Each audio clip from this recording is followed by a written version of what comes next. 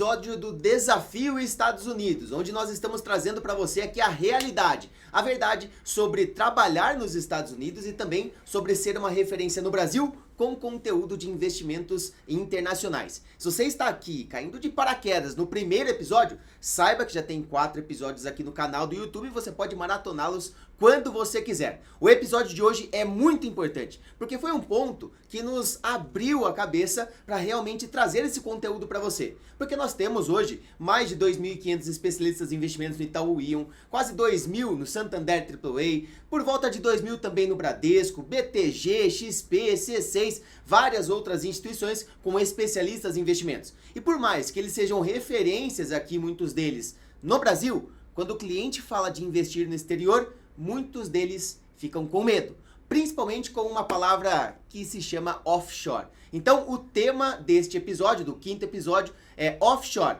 porque os especialistas que trabalham no Brasil morrem de medo desse tema. Renazão, a gente foi recentemente num evento muito legal da Veda Corretora para investidores da corretora em si, e o evento foi pautado 100% em investimentos internacionais, por vários motivos. Se quiser trazer um pouquinho para o pessoal do porquê, a necessidade de falar cada vez mais desse tema é importante também.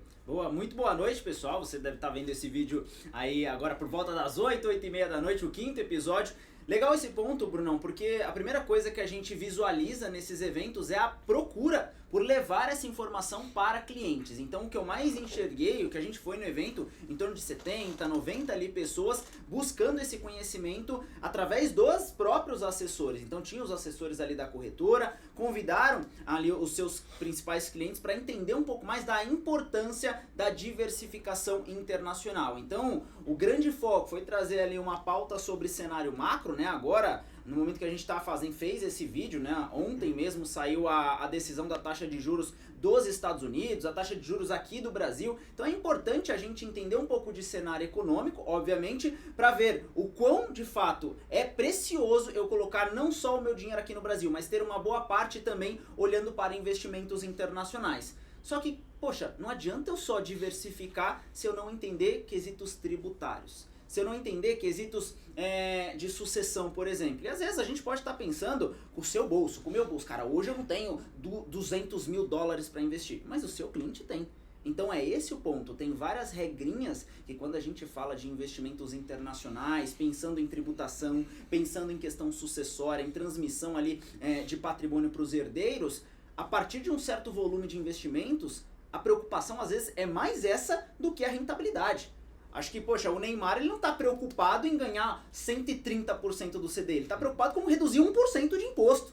É essa a diferença quando a gente lida com grandes fortunas. Então, o que eu senti é muito mais a movimentação do mercado de trazer esse conhecimento, mostrar que essa vai ser a nova bola da vez, como foi toda a mudança para a área de investimentos. A nova bola da vez é quem dominar o jogo dos investimentos internacionais, quem sentir essa segurança para falar de offshore, que é toda essa estrutura para auxiliar esse cliente com poder aquisitivo maior para ter uma segurança ao longo de sua jornada, né? Então, acho que o Oswaldo, vindo também de várias instituições financeiras, viu que muito dos clientes são empresários, são CEOs, são pessoas que detêm ali de um patrimônio gigante e a preocupação passa a ser, cara, o que eu faço agora? Rentabilidade legal aqui no Brasil, como que eu tenho novas fontes de investimentos, mas como que eu vou passar isso para o meu sucessor?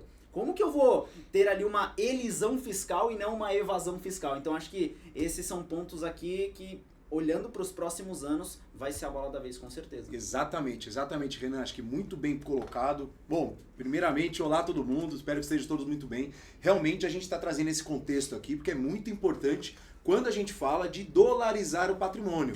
Então, eu acabei de sair do front, né, atendimento de clientes alta renda. Então, realmente, a bola da vez, como o Bruno e o Renan já bem colocaram, é a dolarização de patrimônio. Principalmente após o resultado das últimas eleições aqui no Brasil, o sistema que a gente está trabalhando é muito instável. Então, realmente, a nossa moeda, ela já se provou desde o começo do Plano Real ali. A gente tem aproximadamente 30 anos de Plano Real, fez agora, né, alguns meses atrás, e realmente é uma moeda muito nova. E aí, quando a gente olha para o dólar, por exemplo, a gente tem uma moeda com mais de 100 anos de existência. Então o seu cliente ele está começando a entender a importância de levar realmente recursos para os Estados Unidos e puxando um gancho no que o Renan comentou, e ele não olha ali exclusivamente para a rentabilidade. Ele olha muito mais para uma questão de dolarização de patrimônio, de proteção geográfica, quando a gente fala, né, de realmente diversificar essa questão dos PIBs, né, ter um pouco aqui, geralmente a maior parte do patrimônio dele é local, é no Brasil, só que ele quer sim ter uma reserva ali expressiva também, que ele possa se sentir confortável nos Estados Unidos, que é uma economia livre, que é uma economia segura e é aí, obviamente, uma das moedas mais antigas do mundo, né? Então, realmente, quando a gente olha para esses pontos, a gente precisa mostrar todas essas vantagens de dolarizar o patrimônio, quando a gente tem esses dados em mente na carteira dos clientes, né? Quando eu estava ali trabalhando, fazendo atendimento de clientes alta renda, na minha equipe eu era o especialista que mais tinha clientes ali com contas, por exemplo, na Avenue, que era a nossa parceira que a gente trabalhava. Então, realmente, eu conseguia mostrar essa importância, né, falando dessa parte de economia, obviamente, né, e as pessoas entendiam e começavam a mandar essa parte de dolarização. E aí, completando também, a gente não só abria conta e mandava essas remessas de câmbio, como era muito importante o que o Renan trouxe muito bem, que é a questão da tributação. Então, como que funcionava a tributação dele no imposto de renda pessoa física aqui no Brasil, ou se ele quisesse constituir uma offshore para mandar ali dinheiro para uma empresa de fora, para ter ali algum tipo de benefício tributário, ou pensando já na sucessão dos filhos dele, a maioria desses clientes já tem uma idade ali um pouco mais elevada, na casa dos 60, às vezes 65 anos, e eles já estão pensando, né, já tem um patrimônio consolidado e já estão pensando como eles vão transferir esse patrimônio, às vezes de milhões de reais ou até às vezes de dólares, para os sucessores dele, que aí é cônjuge, tem filhos, tem neto no meio. Então, realmente, essa importância de a gente conhecer a tributação hoje, offshore, tributação de investimentos no exterior, faz muita diferença no atendimento com o seu cliente. E você conversando desse tipo de segmento, né, você conversando nesse tipo de detalhe profundo, o cliente sente realmente e valoriza muito o seu trabalho e, obviamente, né, você vai conseguir gerar mais resultado e ter muito mais sucesso também na sua carreira aqui no Brasil, não é isso? Perfeito. Lucão, o que eu vou pedir para você agora? Colocar alguma manchete, algum site. Alguma notícia, alguma coisa assim, né? Você que tá acompanhando sabe que toda a saga aqui, todo episódio eu coloco alguma notícia na tela. Mas antes, eu quero pedir para você já deixar o seu like aqui e lembrar você que na legenda, na descrição deste vídeo, tem um link para que você possa se inscrever para saber mais de todo esse projeto dos Estados Unidos que nós estamos transformando aqui na MBanco Educação. Então, você vai ter acesso no dia 23/11, dentro do Conexão EMB, que é o nosso maior evento para profissionais do mercado financeiro, pensando em carreira e agora carreira internacional, vai ter acesso a tudo sobre EMB University. Aqui embaixo você consegue se inscrever para não perder nada, tá? Lucão, coloca na tela agora uma coisa, porque assim, recentemente nós sabemos que houve uma mudança na tributação de offshore, pela Lei 14.754, e aí muitas pessoas pensaram, bom, agora acabou, ninguém mais investe em offshore, não tem mais jeito, vai ficar ali, não vai ficar muito atrativo, acabaram os investimentos. Olha só essa notícia. Santander Brasil amplia acesso a investimentos offshore para clientes pessoa física. Consumidores com mais de $100 mil disponíveis para investir no exterior terão à disposição estrutura parceira do Grupo Santander. Nós visitamos o Santander em Miami, tanto em junho quanto agora em setembro. E é muito forte a expansão que eles estão fazendo nos Estados Unidos pela necessidade. O que o Oswaldo trouxe aqui agora da parte política, econômica, fiscal, brasileira, faz com que os investidores queiram tirar parte dos seus recursos e levar para o exterior. Dentro do evento que eu e o Renan, nós fomos da Veda Corretora, como nós citamos, ali cerca de 70 pessoas, um dos palestrantes, acho que inclusive era alguém da Verde Asset, ele pediu para as pessoas levantarem a mão e continuarem com a mão levantada caso tivessem 5% investido no exterior, 10%, 20%, e poucas pessoas mantinham as mãos levantadas, ou seja, ainda tem muito espaço para as pessoas levarem capital. O que o Oswaldo trouxe de parte econômica, política, faz com que o investidor queira realmente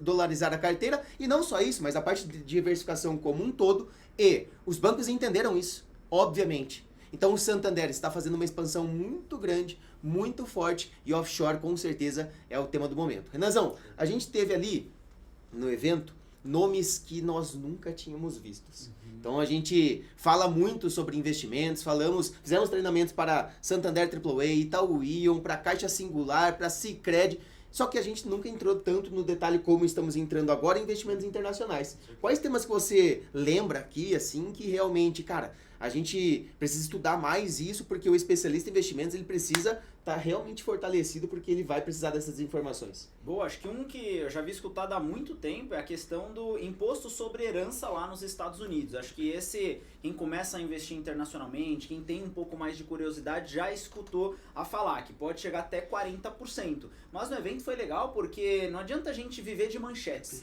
A gente viver lendo alguma coisinha e não se aprofundar. Então a ida no evento justamente é para poder ter um domínio mais aprofundado de toda essa estrutura offshore, de como que o mercado está enxergando esse movimento agora para os bancos aqui como um todo, noção global. E quando a gente olhou mais a fundo esse tipo de imposto, que é o que eles chamam lá de State Taxes, que é como se fosse o ITCMD aqui. Poxa, a gente está agora prestes ao exame do CFP.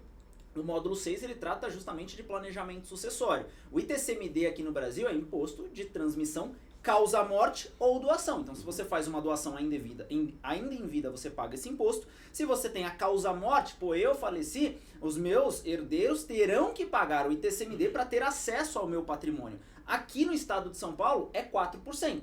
Em vários outros estados, o máximo que pode chegar é até 8%. Nos Estados Unidos, você tem esse tipo de imposto variando de 18% a 40% para os estrangeiros que têm recursos lá fora. Então, poxa, o Renan, que tem mais de 60 mil dólares investidos, que essa é a taxa de corte, até 60 mil dólares tá de boa, você não tem esse imposto, que é o que eles chamam de state taxes. Você provavelmente não paga nenhum tipo de imposto, consegue fazer ali só a questão de imposto de renda como um todo, não tem de transferência.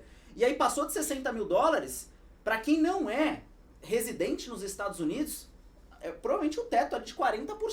Então imagina uma pessoa que tem $1 milhão investido, tomar 40%, a família tem que pagar $400 mil para ter acesso a um recurso que é dela. Então é algo que toda essa estrutura de offshore vem para poder auxiliar esses investidores estrangeiros a terem acesso ao mercado americano, que a gente vai ter um episódio só para falar da magnitude desse mercado perante aos mercados emergentes. Então esse foi um dos pontos do State Taxes. E aí quando a gente entrava para entender um pouco mais das estruturas de offshore, a gente viu temas lá que era a offshore opaca, a offshore transparente, que são vários modelos de como o investidor ele escolhe investir numa offshore através de ser uma pessoa física, através de ser uma pessoa jurídica. Tem várias outras estruturas que poxa, eu, Brunão, Osvaldo e o Lucas aqui, cara, se eu morrer, o Bruno para ter acesso vai ter que pagar todo esse imposto? Não, vamos fazer uma estrutura que eles chamaram no evento que era Joy Tenancy. E aí caramba, Joy Tenancy, o que é isso? Deixa eu dar uma olhada. Então era um dos nomes que eu não havia tido a oportunidade de escutar, entrei, vi um pouco da estrutura e são várias facilidades. Da mesma maneira que a gente tem as holdings aqui no Brasil, essa é uma estrutura mais rápida, mais ágil, que eu consigo colocar eu como sócio, Bruno como sócio, Osvaldo e Lucas. Caso eu venha a falecer, é muito mais fácil essa transferência ali de cotas entre os proprietários daquela empresa do que fazer uma questão de inventário. Então, perceba que nessa fala de 5 minutos, foi um evento que a gente participou de 4 horas ali para poder absorver conhecimento. Agora, a discussão imagina a pessoa, o especialista aqui do Brasil, que às vezes já tem uma certificação, consumir e viver esse conteúdo por um ano. Não comigo, que acabei de ver lá no evento, também estou buscando muita informação, mas com um head de uma operação de offshore nos Estados Unidos que vivencia isso e diversas estruturas. Então acho que a gente mencionou, é a bola da vez porque pouquíssimas pessoas sabem. Bruno trouxe no início do episódio, de 6 mil especialistas que tem ao longo dos bancos aqui, se 10% sabe, é muita coisa. Eu acho que não chega nem a 5%. Com certeza. Muita coisa se 10% souberem na prática mesmo. E não é só a prática, mas é a confiança que você passa para falar com o investidor. Quando você lida com investidores alta renda, você sabe disso, você acompanha, você faz essa rotina diária. A confiança, o relacionamento é a chave do jogo. E quando você tem um cliente querendo levar o capital para o exterior e você não passa a mesma confiança que você passa para falar dos ativos no Brasil, você pode ir perdendo o relacionamento para alguém que saiba. Então, com toda essa transformação, é importante que você tenha conhecimento prático sobre esse assunto. Um outro ponto, Oswaldão, eu já citei aqui sobre a Lei 14754, que balançou bastante o mercado offshore, nas assessorias de investimentos. A gente sabe que antes desta lei, a tributação incidida sobre a offshore ela era muito diferente. Então, nós temos ali o offshore, o PIC, que não é o plano de capitalização, plano Itaú de capitalização, né? O PIC, outra coisa. Então, a pessoa, ela investia, ela criava uma offshore, comprava vários produtos de investimentos e quando tinha rentabilidade, dividendos dentro dessa estrutura offshore, não pagava nenhuma tributação. Só quando ela retirava e trazia para a pessoa física. Agora mudou, né? Então, esta mudança, qual foi, Oswaldão? Assim, nós vamos trazer esse detalhe, mas é um detalhe próximo de tudo que a pessoa precisa saber também sobre offshore, mas já passa um pouquinho sobre a tributação, a mudança que teve. Com certeza, não, com certeza. A gente teve a aprovação da Lei 14.754, que o Bruno comentou muito bem, e realmente ela mudou toda essa questão desse benefício tributário que a offshore tinha. Ainda existe o benefício, afinal de contas, o tributo que incide em cima dela ainda é menor do que se a gente for comparar aí com os investimentos aqui do Brasil, como Tesouro Direto, CDBs, que a gente está muito bem acostumado ali na nossa tabela regressiva. Porém, agora as offshores que antes, como você bem comentou, ficavam ali com todos os investimentos dentro do seu fundo, né, da sua estrutura, somando aquela rentabilidade e crescendo aquilo ao longo dos anos, agora existe, né, uma alíquota de 15% de imposto de renda a fim de antecipação, né, de ganho sobre essas rentabilidades. Então, uma vez por ano, a gente tem ali, a gente pode até chamar de come-cotas, né, mas é um come-cotas anual ali de 15%, que é cobrado sobre, né, o rendimento que teve naquela estrutura, né, em todos aqueles investimentos que estão dentro daquela empresa, daquela PIC, aquela Private Investment Company, né, que é exatamente o que o Bruno comentou aqui. Então, realmente, assim, acabou ficando pior do que no passado? Um pouco, se a gente for pensar, até porque no passado era de zero essa tributação, então a pessoa conseguia ficar constituindo aquele patrimônio em dólar e engordando aquilo ao longo dos anos, chegava lá na frente, depois de 10, 15, 20 anos, às vezes até mais, para fazer a sucessão ali, ou para trazer a repatriação daquele valor, a gente traz um valor muito maior. Afinal de contas, não tinha aquelas cobranças no meio do caminho. E, obviamente, agora, né, com a iniciativa aí de conseguir arrecadar mais, né, recursos, veio essa tributação agora, anual, que acaba tirando um pouco desse benefício, mas não deixa de ser bom. Afinal de contas, uma alíquota ali de 15% ao ano, ainda é melhor do que as aplicações aqui, se a gente for se comparar com fundos, que a gente tem efetivamente o come-cotas que a gente conhece, que tem os 15% 2 vezes ao ano, então a nossa reserva ela vai crescendo muito mais. E aqui um ponto importante, que eu acho que é bacana que vocês comentaram aqui também, tem uma comparação que a gente fala no mercado financeiro, que IPCA mais 6 é bom, que é um título Tesouro Direto que a gente negocia aqui hoje no Brasil, mas dólar mais 6 é melhor ainda. Então quando a gente compara as rendas fixas hoje, do Brasil e Estados Unidos, a gente tem sim boas oportunidades para investir lá fora. E os nossos investidores, todos os clientes e alunos também, alguns deles, já perceberam isso e já largaram na frente. Algumas corretoras, principalmente ali, como saíram na frente de todo esse mercado offshore e de mercado internacional, como Avenue, a gente tem no Itaú vários produtos de investimentos internacionais também, a gente tem na XP Investimentos também essas estruturas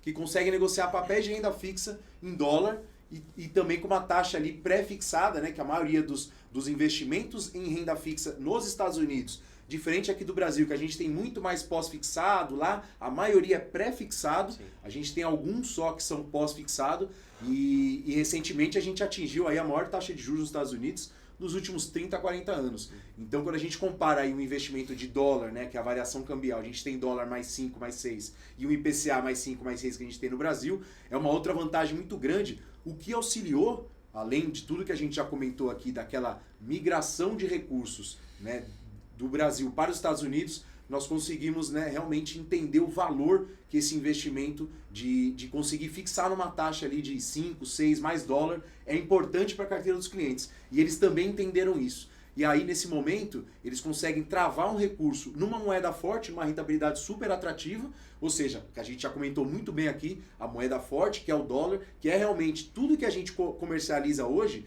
e aqui eu estou falando do Brasil, mas é no mundo todo, quando a gente vai no mercado, a gente vai comprar ovos, mussarela, qualquer coisa, farinha, pão, todos esses preços eles são dolarizados. Então toda a nossa economia ela é dolarizada. Então, realmente, quando a gente tem a nossa renda ou os nossos rendimentos atrelados ao dólar, a gente sofre menos com essa variação. Ah, mas e se o real desvalorizar mais? Ou se o real valorizar, ou seja, o dólar vier a cair? Não tem problema, porque a gente está protegido na moeda forte. Se tiver uma eventual queda do dólar, mesmo que seja ali meio irrisória, né, embora não seja o cenário base ali, no horizonte relevante, quando a gente analisa, né?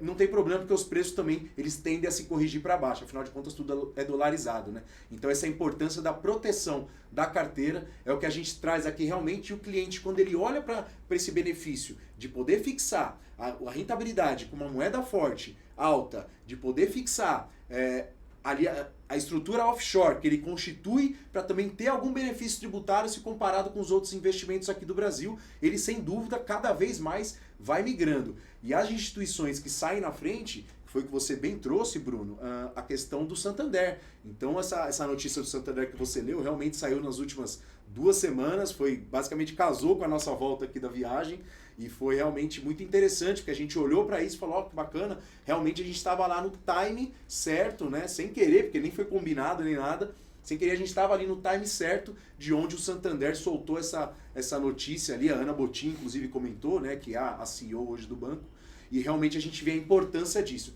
E o Santander é um banco que está expandindo muito ali as operações em Miami, né, Brunão? Eu me lembro que eles estão meio que mexendo ali nas estruturas, vão até demolir um prédio que eles têm lá para construir um outro de 30, 40 andares, que ali em Miami, hoje em dia, onde a gente ficou ali em Brickell, né, que é o centro financeiro, como se fosse a Faria Lima aqui do Brasil, realmente só tem a Reacés ali de 30, 40 andares, né, Brunão? Boa. E até, se você não parasse, ia fazer você parar, porque o próximo episódio, não o próximo, mas o outro, é tudo sobre Santander. Quase deu spoiler então, Muitos né? spoilers aqui, mas realmente, Santander expandindo bastante. Na Brickell, onde o Oswaldo falou, Santander, HSBC, Franklin Templeton, PNC, que nós falamos no episódio de ontem, muitas instituições financeiras. Mas outra coisa que me veio à cabeça aqui agora é a parte, você trouxe muito antes da fala do Oswaldo, sobre tributação, a parte sucessória, só que aí tem um ponto. Quando a gente olha para o cenário Brasil, a parte de tributação e sucessória, já dá um nó.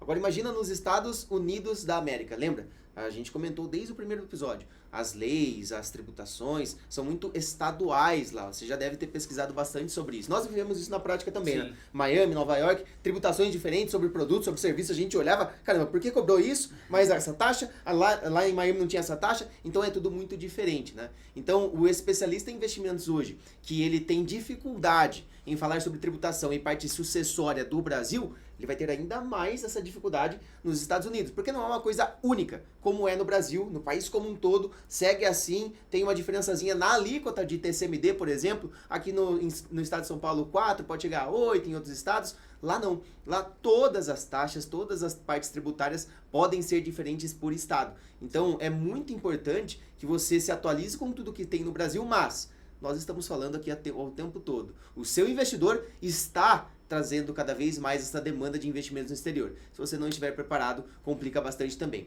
Outro ponto que eu quero trazer, antes de passar para o Renan, a gente já vai chegando aqui ao final do nosso episódio, mas no episódio anterior nós falamos muito sobre muitas diferenças que existem no trabalho bancário aqui do Brasil com relação aos Estados Unidos. E aí nós trouxemos. Tem pessoas que pensam que aqui no Brasil tem Pix, tem várias facilidades do sistema financeiro como um todo. Lá nos Estados Unidos, a pessoa vai pensar e o dinheiro vai para a conta do cliente. Mas não é assim. É um sistema financeiro menos tecnológico, menos avançado do que o brasileiro. E aí uma coisa que ficou marcada no evento da Veda também é que muitos investimentos diretos de pessoa física no exterior, quando tem o falecimento desse investidor, tudo tem que ser resolvido de forma muito manual.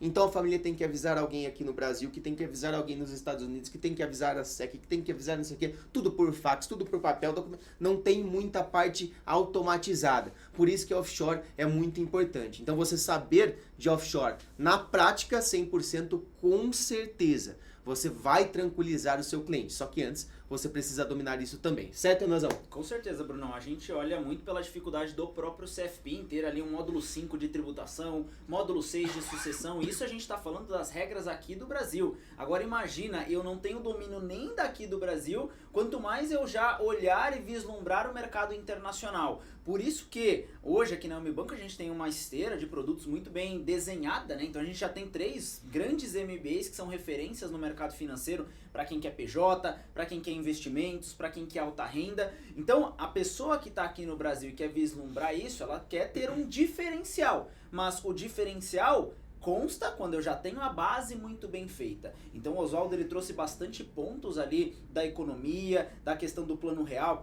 moeda com 30 anos, o dólar ali desde 1700 e pouquinho. Então eu preciso ter esse domínio da economia, entender o porquê que o meu cliente quer dolarizar o patrimônio, por que o dólar é importante, como que os Estados Unidos é visto em relação ao mundo. Então tem toda uma bagagem antes de eu olhar para esses detalhes. Porque da mesma maneira que o investidor precisa sentir a confiança no especialista aqui para montar um portfólio de 800, 1 milhão de reais, ele vai querer ainda muito mais segurança nesse processo de transferência de patrimônio para outro país. Como que vai ser a questão da tributação? Tudo isso que a gente comentou. Então, vai partir da premissa que a pessoa que domina isso, que tem segurança, o destaque dela nessa instituição vai ser instantâneo e vai, obviamente, abrir muitas portas para ela poder fazer uma transição. A pessoa que trabalha aqui no Itaú, tem o Itaú em Miami, já tem várias instituições que tem aqui e que tem lá também nos Estados Unidos. Ou nada impede da pessoa conseguir um emprego em diversos outros bancos que tem por lá. Fábio mesmo trouxe.